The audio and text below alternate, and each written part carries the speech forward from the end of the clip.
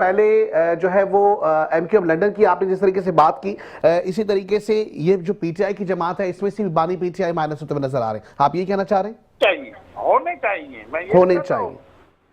ٹھیک ہے، بہت شکریہ محمد پناہ صاحب، آپ ہمارے ساتھ موجود رہے. پہچان پاکستان سے پارٹی سے آپ کا تعلق ہے، اور ڈیفینیٹلی اگر اس طریقے کی صورتحال میں نظر آئے گی جہاں پہ ایک جانب عوام اور اس کا رد عمل، دوسری جانب حکومت جو اس کی اپنی ایک ذمہ داری ہے، ان دونوں معاملات میں امن و امان کی صورتحال کو برقرار رکھنے کے لیے مذاکرات یا بیچ کا کوئی ایسا راستہ نکالنے کی اہم ضرورت ہے. یہاں وقت ہوا ہے بریک کا، بریک پہ جائیں گے، واپس آتے ہیں ہمارے ساتھ جڑے رہے، دیکھتے رہے ہمارا پروگرام جس کا نام inside the news. Welcome back to the show. اور جیسے کہ پروگرام میں گفتگو کا سلسلہ جاری ہے، اور ایک جانب ہم نے دیکھا کہ بازاروں کی دکانوں کے حوالے سے بات چیت کی گئی جہاں تجاوزات کے معاملات سامنے آئے. وہیں دوسری جانب ہم نے دیکھا کہ پی ٹی آئی کی جماعت جو کہ اس وقت بھی ہم دیکھ رہے ہیں کہ بڑی تشویشناک صورتحال نظر آ رہی ہے جہاں پہ دھرنے دیے جا رہے ہیں. وہیں دوسری جانب دیکھ رہے ہیں کہ امن و امان کی صورتحال کو برقرار رکھنے کے لیے حکومت کی ایک ذمہ داری اور اولین ترجیحات ہونی چاہیے، جہاں پر خود حکومت کو چاہیے کہ وہ ان معاملات کو اچھے طریقے سے سلجھاتی ہوئی دکھائی دے. لیکن ایسے میں ایشیائی ترقیاتی بینک کا ایک معاملہ سامنے آیا جہاں ہم بتائیں کہ پاکستان میں 80% آبادی کو پینے کے پانی کے لیے جو صاف پانی ہے وہ دستیاب ہی نہیں ہے. لیکن ایسے معاملات میں ہم دیکھیں کہ پاکستان کو آئندہ 10 برسوں میں 35 سے 42 ارب ڈالر کی بھی ضرورت ہوگی. پاکستان میں فی کس کے لیے پانی کی مقدار میں 2400 کیوبک میٹر کی کمی ریکارڈ بھی کی گئی ہے، جبکہ صاف پانی کی عدم دستیابی کے باعث بیماریوں کا پھیلاؤ تیزی سے بڑھ رہا ہے. رپورٹ میں ایک اور بڑا انکشاف یہ ہوا ہے کہ پانی کی مخالف بہاؤ اور انفراسٹرکچر کی چیلنجز کے باعث پاکستان کے دریاؤں کے نظام کو بھی بڑا خطرہ ہے، جبکہ تقریباً 12,000 ارب روپے تک پانی کے نظام پر خرچ کرنے کی اشد ضرورت ہے.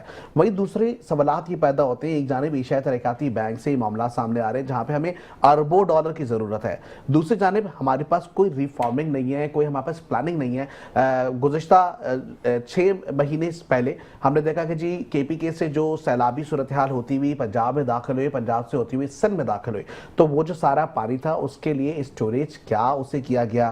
کیا اس کے لیے کوئی ایسے پلانٹ بنائے گئے جو اس پانی کو صاف کر کے آلودہ پانی کو صاف کیا جائے اور اس کو پینے کے پانی کے لیے استعمال کیا جائے؟ تو یہ بھی ایک حکومت کی بڑی ذمہ داری ہے، اور حکومت پہ ایک بڑا سوال ہے کیونکہ اربوں روپے یا اربوں ڈالر کے منصوبے بنائے تو جاتے ہیں لیکن کیا وہ کام کرتے ہوئے دکھائی دیتے ہیں؟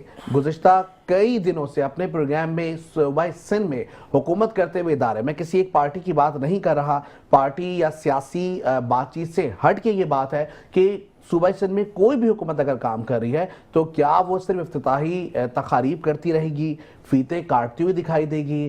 کیا مکمل طور پر کوئی ضابطہ بنایا جائے گا جس کے تحت آخر تک وہ کام کمپلیٹ ہوتا ہوا دکھائی دے؟ اکمپلش نہیں ہوتا، افتتاحی تقریبات ہو جاتی ہیں، فیتے کاٹ دیے جاتے ہیں، پھر منصوبے ادھورے رہ جاتے ہیں. تو یہ منصوبے ادھورے کیوں رہتے ہیں؟ اس کے اوپر تھوڑی سی گفتگو ضرور رہے گی. اور انجینئر نعمان علی صاحب، ظاہر پاکستان مرکزی مسلم لیگ صاحب کا تعلق ہے، یہ منصوبے بنائے جا رہے ہیں، فیتے کاٹے جاتے ہیں، منصوبے مکمل نہیں ہو رہے، ٹینیور پیریڈ بڑھائے جا رہے، ایسا کیوں ہے؟ پھر یہ آنے والی حکومت کے لیے بڑا چیلنج ہو جاتا ہے نا. بہت پیارا سوال ہے آپ کا. آپ پینے کے پانی کی بات کر رہے ہیں، میں آپ کو شہر کراچی کے 10 علاقے ایسے بتا سکتا ہوں جہاں استعمال کا پانی نہیں ہے. سر ہے، میں تھر پارکر کی بات نہیں کر رہا. سر ہے، پانی ہے، ٹینکروں کے ذریعے آ جاتا ہے پانی. ٹینکروں کے ذریعے بھی آج کل تو ایسا ہو گیا کہ جیسے لندن سے کوئی مہمان آیا ہو اس کا ویلکم کریں، ٹینکر بھی 2 دن بعد میسر آتا ہے، پیسوں میں بھی. کورنگی مین انڈسٹریل ایریا دارالعلوم کے پیچھے والا علاقہ ہے، یہاں 600-700 فٹ پر بور ہے. پورے علاقے میں استعمال کے لیے پانی نہیں ہے. پورا علاقہ جو کے ایم سی کو بھی اپنا یہ کہہ لیں کہ فنڈ دے رہا ہے، 24 ارب روپے کے ایم سی اکٹھے بھی کر رہا ہے، اور اس 24 ارب روپے میں استعمال کے قابل بھی پانی نہیں ہے. ٹی ڈی ایس کتنے اپنے پیسے سے بور کروا کر 4000 ٹی ڈی ایس کا پانی استعمال کر رہے ہیں. یہ تھر پارکر کی بات نہیں کر رہا میں آپ کو، میں شہر کراچی کے دل کی بات کر رہا ہوں، پاکستان کے دوسرے بڑے انڈسٹریل ایریے کی بات کر رہا ہوں، کورنگی کی بات کر رہا ہوں، جو ایوب کے دور میں اس طریقے سے ڈیزائن کیا گیا جیسے فیڈرل ہمارا یہ کہہ لیں وفاق اسلام آباد ڈیزائن کیا گیا تھا کہ 30 فٹ کے تو سروس روڈ ہے، اس کی 3 رو کے مین روڈ ہے.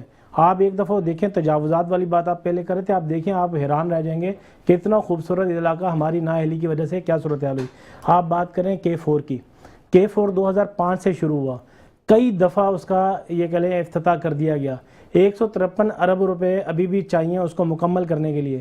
وفاق نے بھی ہمیں 23 ارب روپے دیے ہیں. ہم صوبے کی بات کرتے ہیں, صوبہ تو نااہل ہے ہی اس معاملے میں. میئر صاحب بھی صرف وعدے دعوے یہ کرتے ہیں, آپ نے یہ کہہ لیں کہ ٹامک ٹوئیاں مارتے ہوئے نظر آتے ہیں. ابراہیم گٹر میں گر جاتا ہے تو اس پر ان کے عجیب رویہ اختیار کرتے ہیں.